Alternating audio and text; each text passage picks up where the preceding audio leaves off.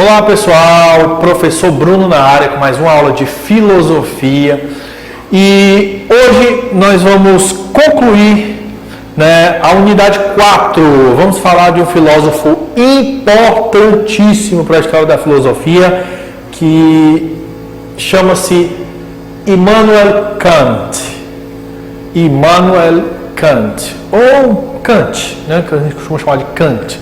Então vamos falar dois aspectos da filosofia dele. Vamos falar da teoria do conhecimento para ele, como ele enxergava, como ele pensava a questão do conhecimento, que a gente já viu lá para os antigos, a gente já estudou o que Sócrates pensava, o que Platão e Aristóteles pensavam. Então a gente vai ver como era a questão do conhecimento para esse importantíssimo filósofo alemão, Immanuel Kant, certo? E também a ética. Então, esses dois aspectos, o conhecimento e a ética. Se você for dar uma olhada na apostila de vocês aí, pessoal, esse assunto está lá no tema 2, tá? Tema 2 da unidade 4. É um tema bastante extenso. Ele é grande, é muita coisa, tá? Só que não tem dificuldade não, tá? Porque ele vai falar muito do contexto histórico, vai falar do aspecto das influências do Kant, vai dar algumas curiosidades, a biografia dele, e vai falar do conhecimento e da ética. Então é muita coisa junta que eu vou resumir aqui para vocês, tá? Tanto no quadro como nos slides. Então é importantíssimo que você fique atento aqui na explicação do quadro e nos slides também, para que a gente consiga resumir isso e deixar esse assunto bem claro. Parece à primeira vista difícil, porque são termos que a gente não costuma ver, né? E poucos conhecem assim, a importância do Kant, né? Por exemplo, se a gente pegar palavras aqui, pessoal, no quadro, ó, imperativo categórico, imperativo hipotético. Poxa, professor, que palavra complicada. Mas quando eu for explicar, principalmente com exemplos, vai ficar muito mais tranquilo para você. Tá? Então, lembrando mais uma vez, para você entrar no portal lá, baixar o slide, que com certeza depois é bom você dar uma revisada, dar uma olhada de novo, e acompanhe a aula aqui comigo aqui, tá? Através do quadro e ao mesmo tempo através dos slides, que vou ter momentos que eu vou ficar no quadro, tem momentos que eu vou pedir para você passar o slide aí e acompanhar comigo. Então vamos lá. Slide 1, tá aí a capa do slide 1, né? Unidade 4, ser humano, sujeito e objeto do conhecimento. Tema 2, Kant, os limites do conhecimento e o imperativo categórico. Então é isso que a gente vai falar. Pessoal, quando a gente estava trabalhando a questão do conhecimento, né? A questão do conhecimento, lembra? A filosofia ela procura questionar a realidade como um todo. Ela tem ramos, partes, ética, lógica, teoria do conhecimento, que ela procura estudar o mundo, né? Pensar sobre o mundo. A teoria do conhecimento procura questionar sobre o conhecer humano. Como é que a gente conhece o mundo? Como é que a gente conhece a realidade? Como é que acontece? Como é essa relação entre o sujeito que conhece, eu, o ser humano que conhece, e o objeto de conhecimento? Como é a forma mais fácil de aprender? Será que a gente conhece o mundo como ele é? Ou será que a gente está sendo iludido, enganado? Enfim, tudo isso é a teoria do conhecimento que a gente já falou. Como é que o Kant via isso? A gente vai mostrar, tá? Pronto, então a gente vai abordar a teoria do conhecimento rapidamente para Kant, tá? E a questão do imperativo categórico, você está vendo aí? Ele vai abordar a questão da ética. Lembra da ética? Que a gente já viu recentemente também? Toda a discussão a respeito do certo e errado, bem, mal, ação humana. Ok? Então, como o Immanuel Kant pensava sobre a ética, sobre o agir moral, a ação correta ou errada, como é que ele pensava sobre isso? Então, a gente vai ver esses dois aspectos, tá certo? Conhecimento e a ética. Então, antes de mais nada, vamos passar para o slide 2 e ver uma frase aqui dele, né? Do Immanuel Kant. Está aí uma frase importantíssima que vai puxar o assunto da gente hoje. Vamos lá. Ele disse o seguinte: age sempre de tal modo que o teu comportamento possa vir a ser um princípio de uma lei universal. Professor, não entendi nada. Vamos de novo. Olha só, pessoal, olha a primeira palavra que ele usa. Ele usa aquele modo lá da língua portuguesa no imperativo. É uma ordem, né? Como se fosse uma ordem, é um dever. Age. Vou dar um exemplo. Faça atividade. Vá trabalhar. Estude. Dirija. Coma isso. Isso é um imperativo, né? Então, isso tem muito a ver com a questão ética dele, que a gente vai falar já já. Você vai lembrar aí depois, tá? Vamos lá. Ele diz, ó, age. Quer dizer, tome uma atitude, procure agir, né? Age sempre de tal modo que teu comportamento possa vir a ser um princípio de uma lei universal. O que é universal, pessoal? Que vale para todo mundo. Então, a filosofia ética do Kant parte da ideia de que a nossa razão, existem regras e leis universais da nossa razão necessárias que nos mandam um dever, que nos faz, dá um mandamento para a gente de que aquela ação é correta para todo mundo. Vai ficar mais claro quando eu dar os exemplos, certo? Mas eu quero que vocês reflitam agora para depois vocês vão lembrar, entendi aquela frase, tá? Então, para ele é importantíssimo a noção de razão, tá? Lembrando que o Kant, pessoal, ele era um filósofo ali influenciado demais pelo iluminismo, né? O iluminismo na história, todo aquele movimento intelectual do esclarecimento, de luta pela liberdade, igualdade, fraternidade, a luta contra o antigo regime absolutista, certo? A valorização da razão e das ciências naturais e tal. Então, tudo isso influenciou ele. Ele é um filósofo do iluminismo. Então, para ele, a ação humana, ela é correta se for orientada, se for seguida de acordo com o mandamento maior da razão. A razão passa uma mensagem para que vale para todo mundo, certo? E se a gente seguir aquilo ali, a gente age de forma correta. Isso ele vai chamar de imperativo categórico. Vou falar já disso. Então, vai ficar mais claro já já. Então, slide 3, está dizendo aí, ó, se liga na apostila, página 101. Ó. Página 101, ele diz o seguinte, tá? O objetivo deste tema é abordar como é a questão do conhecimento para o filósofo Immanuel Kant. Será analisado como o autor conclui que todo conhecimento tem limites, ou, em outras palavras, que nem tudo pode ser conhecido. Isso já foi a primeira coisa que a gente tem que aprender aqui. O conhecimento, a relação sujeito e objeto, todo conhecimento tem limites. Tanto o sujeito que conhece tem seus próprios limites de conhecer o mundo, tá? E esse mundo que a gente conhece, ele pode se apresentar para a gente de maneira diferente de acordo com o que cada pessoa traz, né? Então, a gente não pode achar que pode conhecer tudo. Existem limites para o conhecimento, tá? Então, é a primeira parte dele aí. Também se avaliará um dos conceitos-chave para o autor, o de imperativo categórico, que é a ética, né?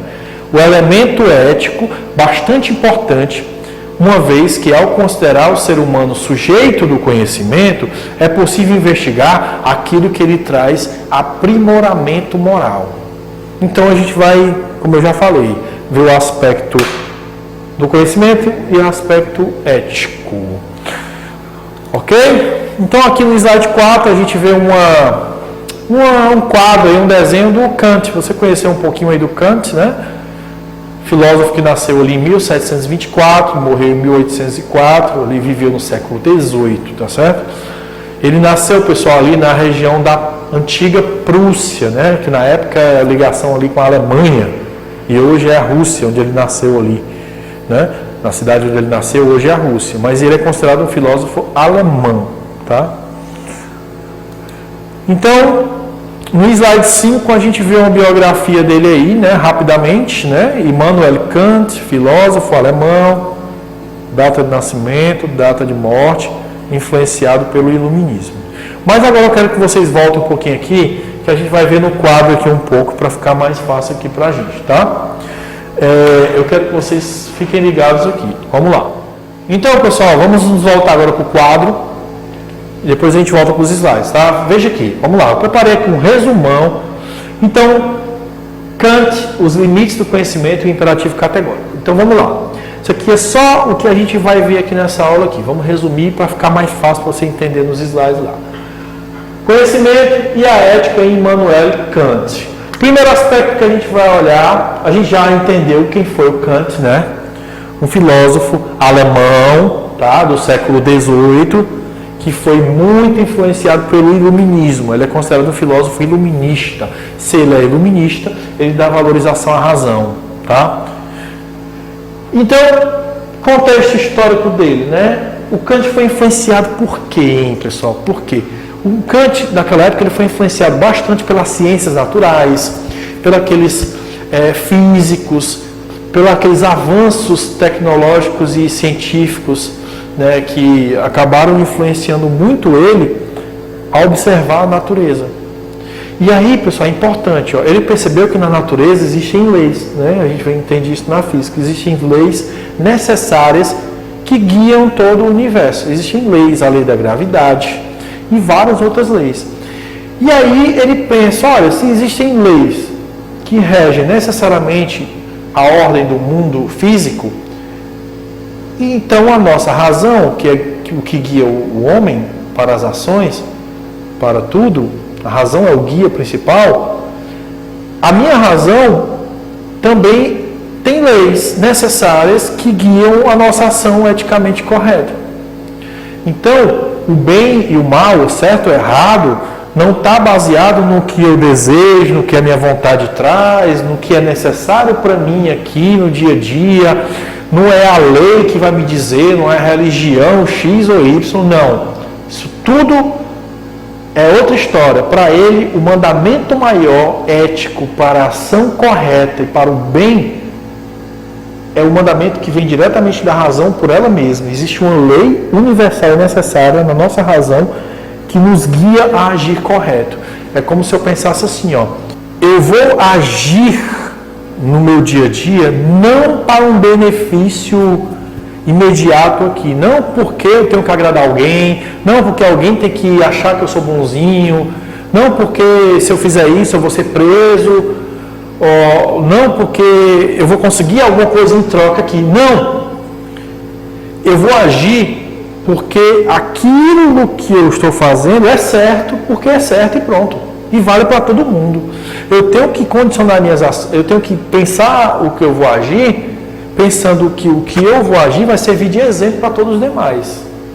É certo para todo mundo. Certo? Eu vou dar um exemplo mais na frente que a apostila traz. Certo? Então vamos lá. Então o contexto histórico dele era o contexto de influências das ciências naturais, a influência desse mundo da física, de leis físicas que regem o universo. E aí fez com que ele trouxesse para a filosofia também essa ideia de necessário, de que existe uma regra, um mandamento da razão, umas regras de ação necessárias para a gente agir. Certo? Calma que vai ficar mais fácil já, tá? Iluminismo. Iluminismo a gente conhece na história como a época das luzes. Iluminismo. A razão veio iluminar a ignorância, a intolerância, a injustiça, certo? É quando esses pensadores lá reuniram ideias que buscam combater o antigo regime absolutista daqueles reis bem injustos, né, e violentos, né? Então a razão influenciou muito o Kant. Por isso que ele vai dizer que a razão é o guia para as nossas ações éticas, certo? Ele também é conhecido como o grande nome da filosofia crítica, né? Ele é o pai da filosofia crítica, tá? Isso aqui são caras de informação. Na parte do conhecimento, ele vai trabalhar muito a questão dos limites do conhecimento. O que é isso, rapidamente, né? Que eu já falei, mas eu vou resumir aqui. Que a questão de o sujeito que conhece e o mundo, o objeto de conhecimento, eu não posso achar que posso conhecer todo mundo da forma que ele é. Existem limites, existem barreiras. tanto no mundo físico, que não se apresenta a nós da forma que é, porque nós temos nossas barreiras também de compreensão, de percepção, como existem também limites da nossa própria condição de conhecer. A gente só pode ir até certo ponto. Isso ele vai fazer um pouco da sua filosofia crítica aí, certo? Então o conhecimento para ele não pode ser somente pela experiência. É uma junção. Somente a experiência dos sentidos não me dá o conhecimento do mundo totalmente não. Certo? É uma união entre razão e experiência e que ele vai colocar alguns limites aí. Para resumir, no que a gente tem o tempo para fazer é só isso, tá? Claro que tem mais coisa aqui, mas por hoje eu quero que vocês entendam essa questão dos limites do conhecimento para ele. E os imperativos, pessoal, a gente vai explicar melhor quando a gente for falar agora, continuar os slides. Então, vamos voltar para os slides? Eu sei que é um assunto bastante complexo, mas que no fim você vai entender melhor quando eu der alguns exemplos. Então vamos lá. Slide 6, né? Slide 6 aí, ele fala do iluminismo, que eu acabei de explicar. Ó, você está vendo esses pensadores aí, com essas peruquinhas aí, que era bem comum naquela época na Europa. Então, são os pensadores, o século das luzes, a razão iluminando a ignorância, tá? Sempre a razão como guia para a ação correta, para um mundo justo, para a liberdade, combatendo a ignorância, a intolerância, a violência da época dos reis absolutistas europeus, certo? Então, a gente vai só explicar de novo rapidamente com os slides o que é o iluminismo. Vamos ver aqui? Vamos ler rapidinho, slide 7.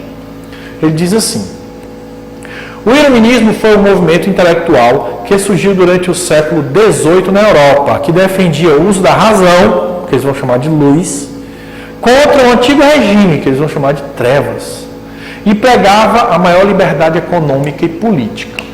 Este movimento promoveu mudanças políticas, econômicas e sociais, baseadas nos ideais de liberdade, igualdade e fraternidade, o símbolo lá da Revolução Francesa, né? Liberdade, igualdade, fraternidade, liberté, igualité, fraternité. O iluminismo tinha o apoio da burguesia, pois os pensadores e os burgueses tinham interesses comuns. Então aqui é só uma noção do iluminismo que vai influenciar muito o Immanuel Kant, que é considerado um filósofo iluminista. E agora a gente vai explicar o mais importante aqui dessa aula, que é explicar o que é esse negócio tão difícil de dizer aí, né? Essa palavra tão complicada, né? Imperativo, categórico, né? Parece uma coisa de outro mundo, mas vai ficar bem facinho agora com essa explicação. Quando a gente pega assim, palavras difíceis, pessoal, como que a gente acha difícil, a gente separa ela e procura investigar a origem. Se a gente for no dicionário, vamos lá, slide 9, você tem aí o quê? O significado de imperativo. O que é uma coisa imperativa? É como se fosse uma ordem, né? Como se fosse um mandamento para você cumprir ali, é uma ordem. Vamos ver aqui? Ele diz assim, ó, que impõe, que manda com autoridade, tom imperativo, que se impõe de forma argumentativa numa discussão. A contundência imperativa das suas ideias. Enfim, imperativo é quando eu mando, faça isso, estude, trabalhe, certo? Então, a primeira parte da palavra, do termo imperativo categórico, a gente já entendeu. É um mandamento, é uma ordem. E o que é categórico, professor? Slide 10, coloca aí no slide 10. Categórico, indiscutível, que não se aceita dúvidas, que não se consegue discutir. Taxativo, que restringe, que não admite resposta, chefe categórico. Vou dar um exemplo. Você chega para o seu filho, se você tiver filho, e você chega assim de forma categórica e diz, vá dormir, está na hora. Faça atividade. Quer dizer, você foi categórico, você não deixou dúvidas, né?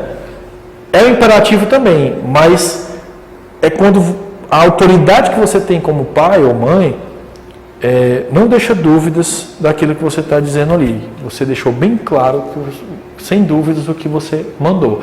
Então, imperativo categórico é um mandamento indiscutível da razão que guia o ser humano para agir corretamente na ética. Certo? Como é isso, professor? com exemplos. 11, slide 11, né? O slide 11 ele vai dizer o seguinte, ética kantiana. Então tá aí, ó. A palavra imperativo para Kant é uma norma, um mandamento da razão. A representação de seu comando é um princípio que convence, que coage a vontade. O imperativo é um dever. Então vamos pensar o seguinte, pessoal, ó.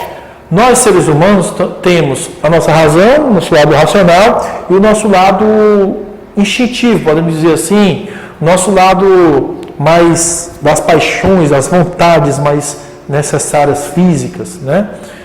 E outros tipos de vontade, certo? E muitas vezes a gente fica nesse dilema. A razão, a nossa parte racional diz que o certo é ir por aqui, mas a vontade quer ir por outro lado. E aí, como resolver isso? Como é a maneira correta, segundo Kant, para resolver essa situação? E aí eu vou trazer um exemplo para você aqui, né? Então vamos dar alguns exemplos, tá, pessoal? Primeiro eu vou trazer aqui a ideia que eu lembrei agora, falando de vontade, de desejo e razão, né? Esse dilema que a gente fica. Como é que eu ajo? Eu sei que o certo é aqui, é por aqui. Eu sei que eu tenho que seguir esse caminho aqui. Mas eu não estou com vontade, não. Eu não quero, ó. Mas eu devo. E tem coisa que eu quero e não devo, né? E aí vai. Se a gente for lembrar, tem uma música de uma banda de rock, de pop rock, que dizia assim: entre razões e emoções a saída é fazer valer a pena, né? Entre razões e emoções, quer dizer, você vai ser guiado pela razão, ou pela emoção, ou pelo desejo. É o primeiro exemplo que eu vou trazer. Segundo exemplo, tem uma música de forró antiga que dizia assim: você não vale nada, mas eu gosto de você. Eu só queria entender por quê, né? Você não vale nada, mas eu gosto de você. Então, é como se fosse assim, uma pessoa que está querendo se relacionar com alguém, entende racionalmente que aquela pessoa não faz sentido para ela, não atribui, não agrega, não é legal para ela, mas ela gosta dela. Quer dizer, é um choque entre desejo, vontade e a razão. Então, a gente vai ver como é que Kant resolve essa questão, como é que ele pensa sobre isso. Para isso, ele vai criar essa distinção aí entre imperativos, os imperativos categóricos, que são mais importantes, tá? E os imperativos hipotéticos, certo? Então, a gente vai explicar essa diferença já e já.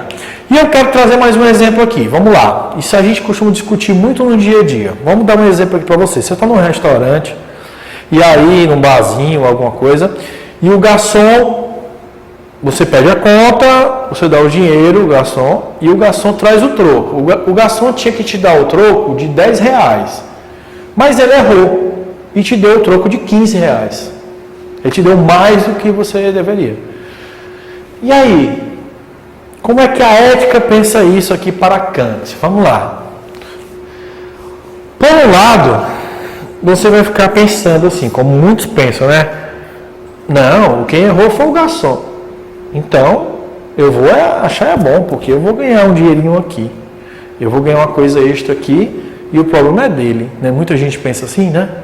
Por outro lado, você poderia pensar assim: não, mas espera aí, está errado. Mesmo que eu vou ganhar o dinheiro aqui, está errado, porque eu estou prejudicando o garçom lá, ele cometeu um erro, então eu vou chamar o garçom e vou devolver o dinheiro aqui, o erro que ele cometeu aqui, vou devolver e vai ficar tudo certo. Mas a questão é, se a pessoa escolheu, pessoal, devolver o dinheiro, ela escolheu por qual motivo? Aí que está a questão de Kant. O imperativo categórico, se fosse segundo o imperativo categórico, ele ia devolver o dinheiro para o garçom, porque a razão dele passa uma ideia de que aquilo é certo fazer. Independente se você quer ficar bem na fita com o garçom, que você quer mostrar que você é bom, certo? Se você fez para aparecer para outra pessoa, para dizer que é honesto.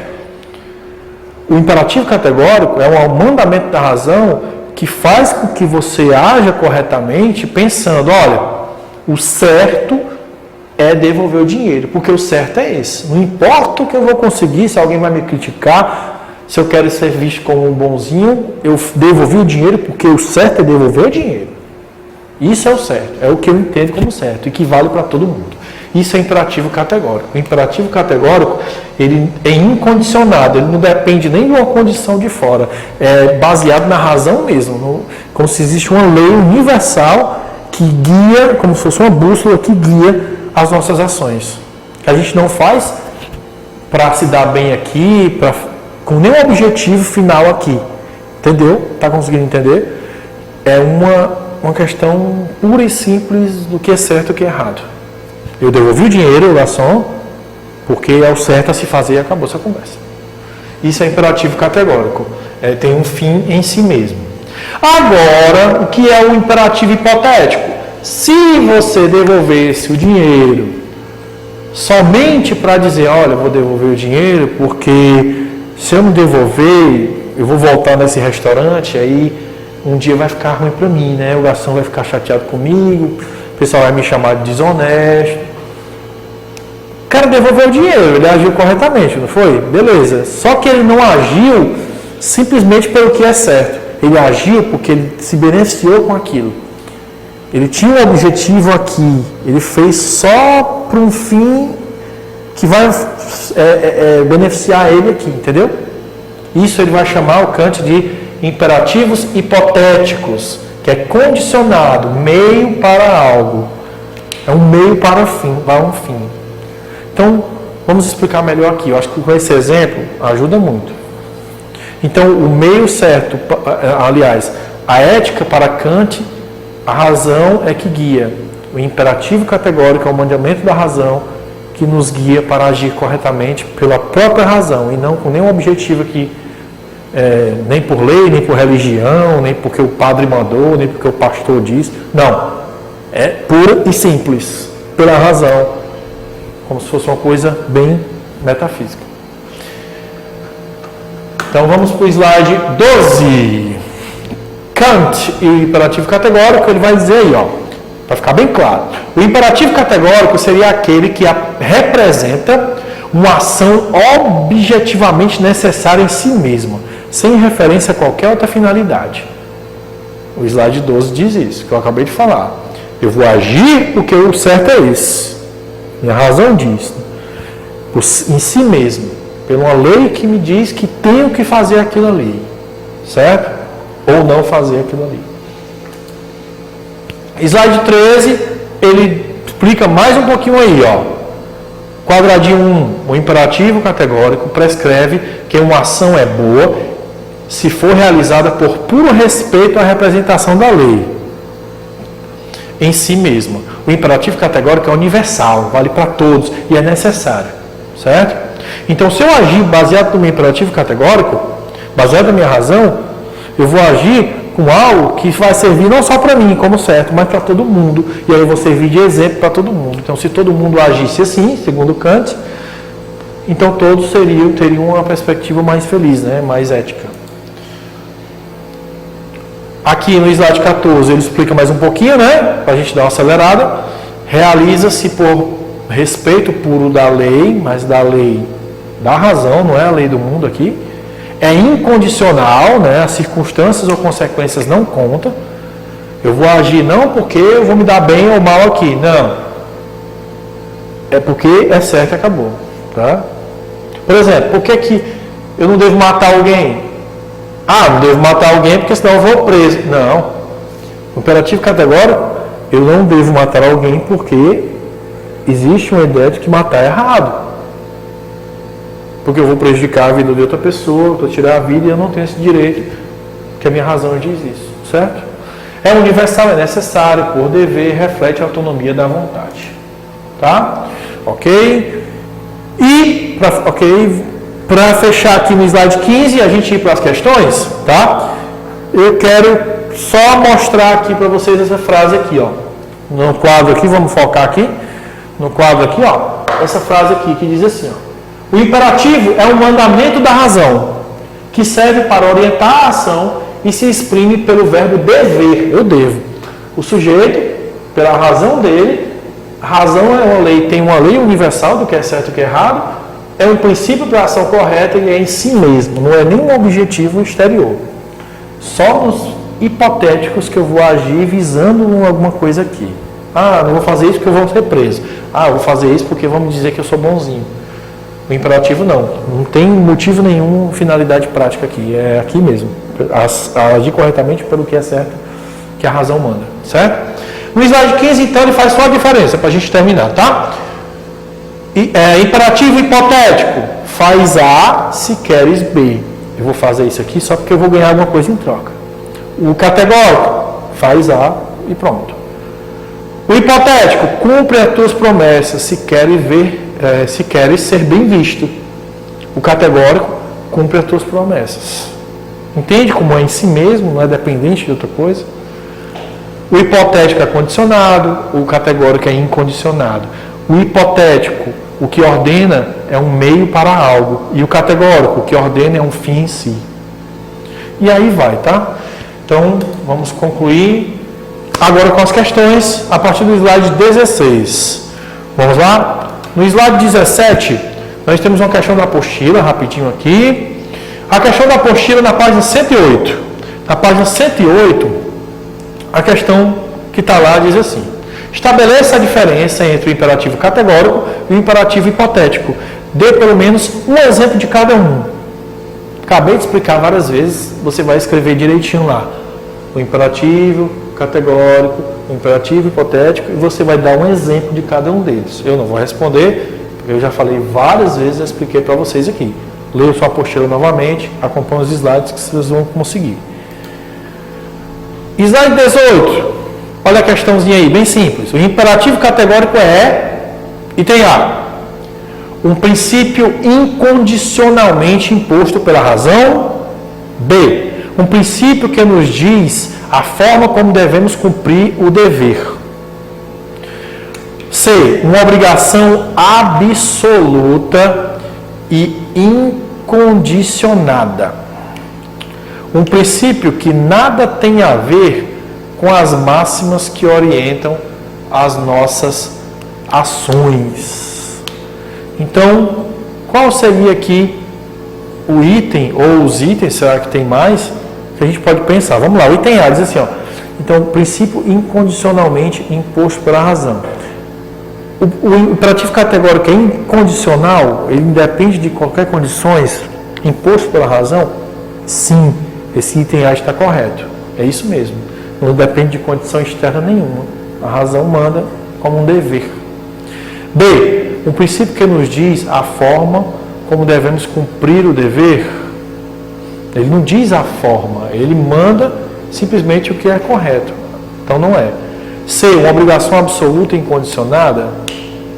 Então nós temos aí, pessoal, dois itens corretos para essa questão. Eu coloquei só para testar, ó. O item A e o item C. Porque o D, ele diz assim, ó, um princípio que nada tem a ver com as máximas que orientam a nossa razão. Isso está errado, né? Então, vamos partir para frente. Bom, slide 19, então ele diz assim: segundo a fórmula universal do imperativo categórico, uma ação está correta quando? Vamos lá. Quando é que uma ação está correta, segundo o imperativo categórico, né? A. Está de acordo com o princípio de autoconservação. Quer dizer, esse imperativo categórico diz para a gente agir pensando na nossa sobrevivência, em conservar? Não, né, pessoal? Não. Por quê? Porque o imperativo categórico ele não está pensando em conservação, de se dar bem aqui, ou nenhum objetivo com finalidades práticas aqui. E sim pela ação em si, pela razão em si, pelo que é correto e o que não é. Independente se eu vou fazer isso e posso morrer ou posso me dar mal ou bem, certo? Eu vou fazer o certo porque é o certo, certo? E não vou fazer o errado porque é errado. Então o item A está errado. B. Gera a maior felicidade e bem-estar para o maior número de pessoas. Quer dizer, eu vou agir porque eu viso o bem-estar, a felicidade? Também não. Lembra, o imperativo categórico não tem uma finalidade além. É um bem em si mesma. C. Está de acordo com os 10 mandamentos. Quer dizer que o imperativo categórico, esse mandamento da razão, é de acordo com alguma religião? Não tem nada a ver com religião nem com crença. Esquece isso. Não tem a ver com isso. D. É uma ação correta? Pode ser praticada por todas as pessoas? O item correto aí é o item D. A fórmula universal, a ação correta do imperativo categórico, ela é correta porque é correta em si, não com o objetivo de algum fim aqui, né? Não é porque é praticado por várias outras pessoas, como diz o item E, não é porque está nos 10 mandamentos, não é porque alguém disse, não é porque eu vou me dar bem ou mal.